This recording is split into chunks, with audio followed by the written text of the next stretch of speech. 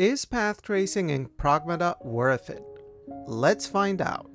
In this video, we're going to look at the visual differences between path tracing, ray tracing, and even some no ray tracing. We'll look at the cost of performance on both an RTX 4090 and RTX 5070, and some criticisms I have for Capcom regarding the ray tracing mode, which is good, but it almost feels like it's been deliberately nerfed, and I'll tell you why.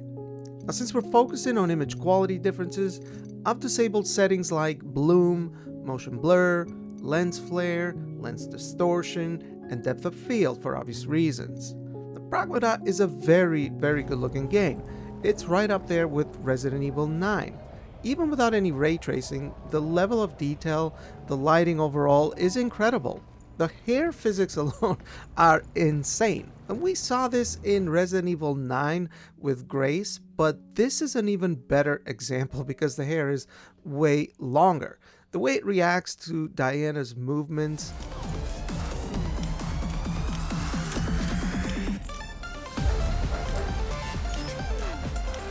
and it can even be affected by gravity and the weightlessness of the moon, which I thought was really cool. As you can see, it's quite unique. Capcom have done a really great job in this regard. Path tracing in the game cranks all that up to 11 though. This New York Times Square area here is a great demonstration of the enhanced reflections, the lighting, and shadows. It's also one of the more demanding areas in the game, which makes it a good area to test for performance.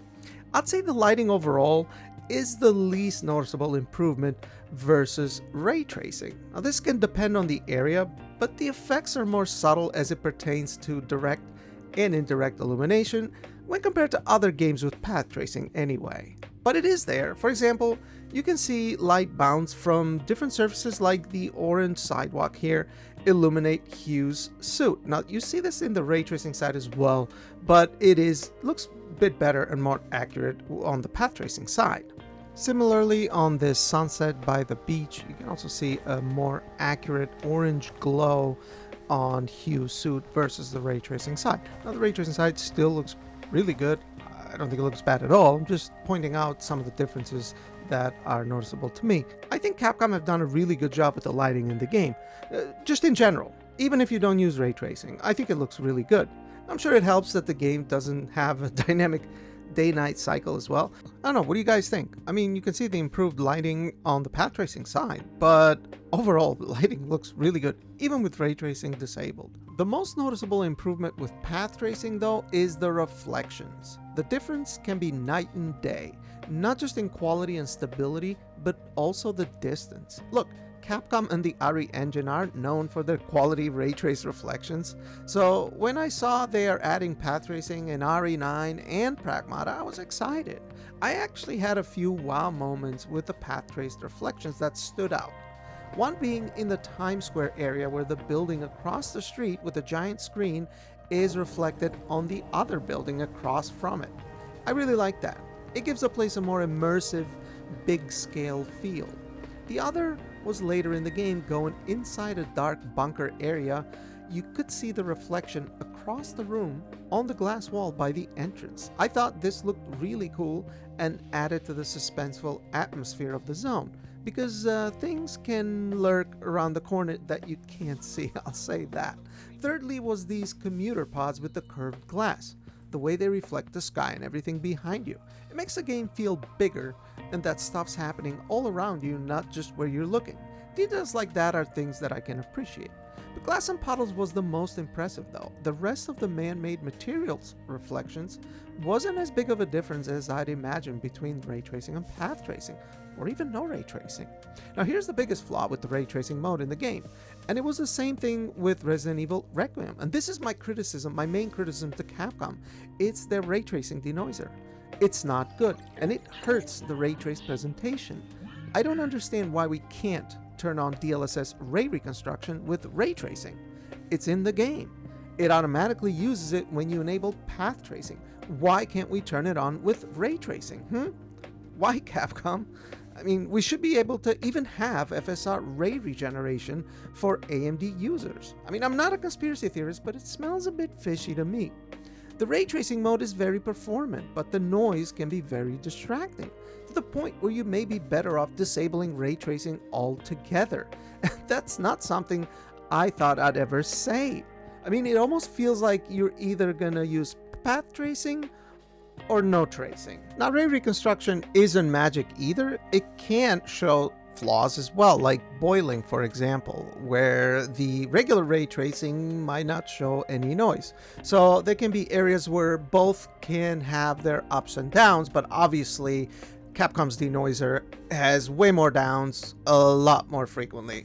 Another thing I noticed about path tracing when editing this video is that it can make the image or some features look a bit softer than with ray tracing. If we zoom into Diana's face, you can see on the ray tracing side on the left, her facial features look like they're higher resolution, whereas on the path tracing side, they look a bit blurred out.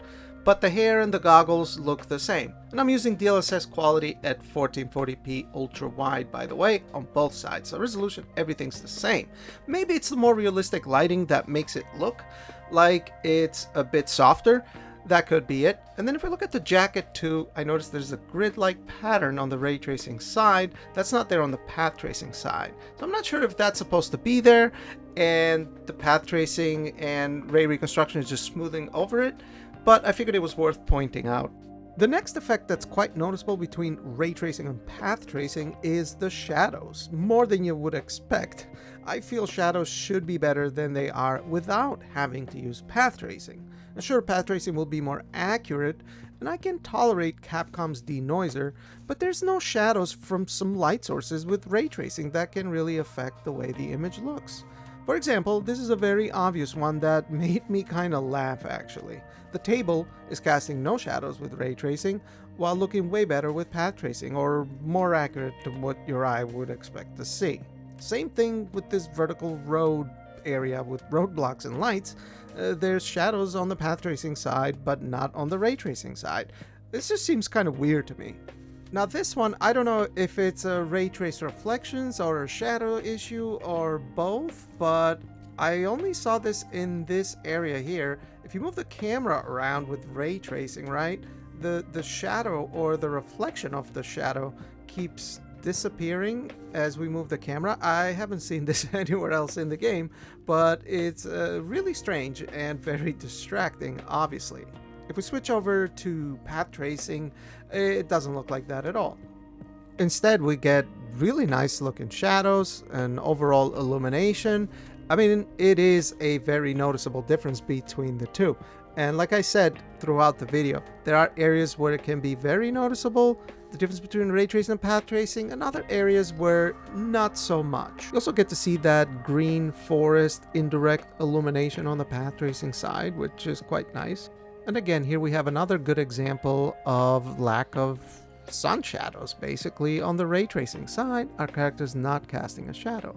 Neither is the awning on top of this roll-up gate. So it's little things like that that kind of add on. And you can also see more shadows as you travel down this bridge here too, from all the branches up above. So yeah guys, this is all great that we have path tracing in the game to dial the visuals to 11, but whether it's worth it or not will depend on your hardware, because path tracing in this game is very demanding, and it's also hardware locked to RTX GPUs, which is another gripe I have with this, but more on that later. Alright, so looking at the performance, starting with my RTX 4090 first at 4K, path tracing, DLSS performance, everything else maxed out. And as you guys can see, in this demanding Times Square area, we're able to hit 60-ish FPS. And again, this is a very demanding area in the game, so in other areas you'll hit more than that. But you can see the difference between path tracing and ray tracing, 60 all the way up to 150-ish FPS. And then disabling ray tracing, it's not that much higher. We're probably CPU bound at that point, but yeah man, path tracing is extremely demanding in this game. So I can see most people thinking that maybe it's just not worth it, but that'll depend on the person. Now for me, I usually play at 3440 by 1440, so that's 1440p ultra wide. I love this resolution and the monitor, and this way we can actually get a little bit more performance all the way up into the 80s. DLSS performance actually still works quite well here, although you'd be able to use DLSS quality probably and be able to stay around 60 in some of the other less demanding areas, but not really here. And then you also have DLSS frame generation, which will take you to around 120 FPS, and it actually works quite well. I mean, the game feels fluid, and again, the Times Square, New York area is one of the more demanding areas, which is why I benchmark it, but most other areas will be less demanding. Like, for example, the moon level here, which is a later level, went all the way up into the 170s. So obviously a 4090 is capable of doing path tracing, even at 4K. But what about an RTX 5070, which is more mid-range? Well, let's take a look. Okay, so we're on my RTX 5070 now. We're going to start at 1440p with path tracing enabled, obviously, and DLSS quality in the Times Square area, because this is one of the more demanding areas in the game I've found personally. And the 5070 actually did much better than I thought it would, right? 45 to 50 FPS or so in this area with path tracing. That's actually really good, especially if you compare the results that we got on the 4090, right? So it did much better than I thought it would. I mean, the 5070, in my opinion, is Nvidia's best value new GPU. I paid $550 for this, and you get really good performance, decent amount of VRAM as well. So yeah, very capable. If you were in any of the other areas in the game, you'd be able to hit 60, no problem, and probably even more than that. But if we do drop to DLSS performance, we're able to hit 60 to 70 FPS. And again, this is one of the more demanding areas in the game. So if you can hit 60, 70 here, you'll be able to hit much more in other areas. So the 5070 is able to provide a path tracing experience that looks amazing at 1440p. If you remember, on the 4090, with these same exact settings, but on 1440p ultra wide, we were getting 70 to 80 FPS. So I almost feel like RTX 5000 has some sort of an advantage in this game. Very interesting stuff. That's why I think that the 5070 looks like it's doing much better than I expected it to. Now, on top of that, and especially when compared to the 4090 or RTX 4000, we have access to multi-frame generation. And if we go with DLSS multi-frame generation times 4, guys, you're getting over 200 FPS here. And I'm using a 240 Hertz 1440p display. This is extremely smooth, and it looks great. It looks extremely fluid, and it's a great gameplay experience. Now, if we wanted to just use ray tracing, well, we'd be able to do a lot better. Check this out. 1440p DLAA and just ray tracing, no path tracing. The amount of performance increase is insane. Damn near 90 FPS just disabling path tracing and going with ray tracing. So you can see how expensive path tracing really is. So yeah, with these numbers, man, we'd be able to target 4K no problem. So let's check it out. And here you go, guys. RTX 5070 at 4K with ray tracing on and just DLSS quality. We're upscaling from 1440p to 4K using DLSS and ray tracing, and we're between 70 and 80 FPS in one of the most demanding areas in the game.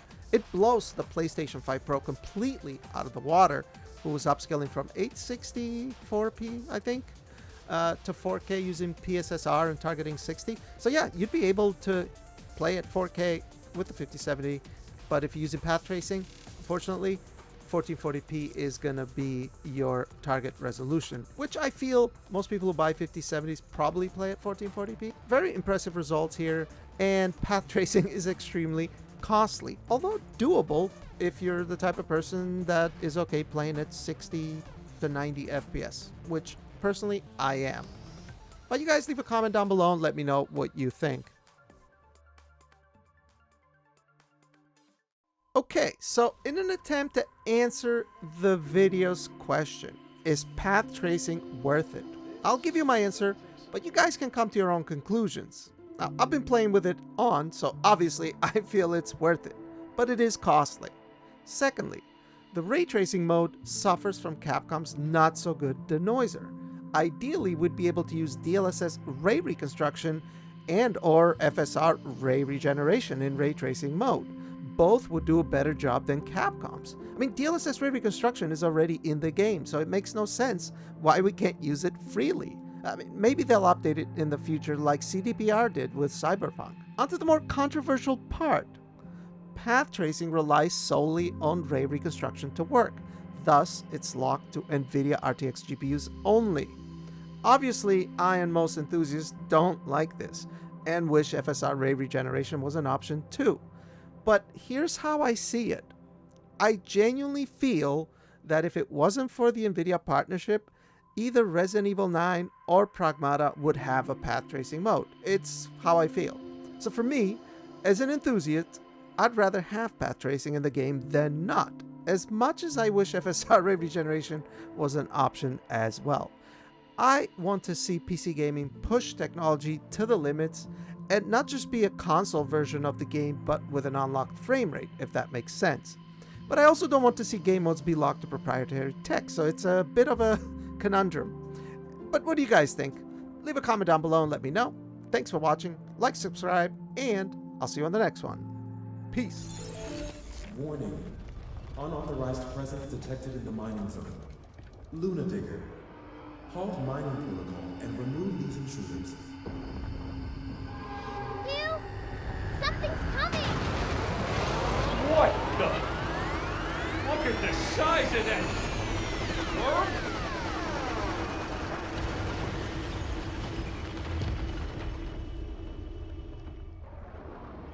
So that's the Luna Digger, huh?